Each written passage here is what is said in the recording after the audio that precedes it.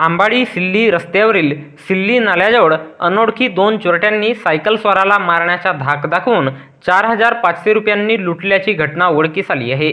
या प्रकरणी अनोळखी दोन चोरट्यांच्या विरोधात कारधा पोलिसात गुन्हा दाखल करण्यात आला आहे।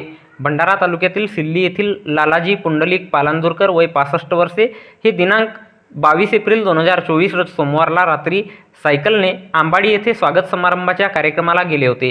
स्वागत समारंभ कार्यक्रम आटोपून सोमवारी रात्री 8:30 वाजता दरम्यान सायकलने सिल्ली गावाकडे जात असताना सिल्ली नाल्याजवळ स्कूटीवर आलेल्या दोन अनोळखी आरोपींनी त्यांना रस्त्यात अडवून सायकलवरून खाली पाडले।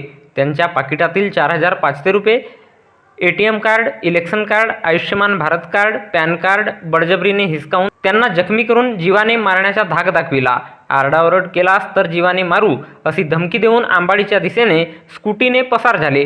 लुटपाट करणारे अनोळखी हे जवळपास 22 ते 30 वर्षे वयोगटातील असल्याचे सांगितले जात आहे। या प्रकरणी फिर्यादी लालाजी पालांदूरकर यांच्या तक्रारीवरून आणि वैद्यकीय अहवालावरून पोलीस स्टेशन कारधा येथे दिनांक 23 एप्रिल 2024 रोज मंगळवारला विविध कलमान्वये गुन्हा दाखल करण्यात आला असून या घटनेचा पुढील तपास महिला पोलीस उपनिरीक्षक बारंगे हे करीत आहेत।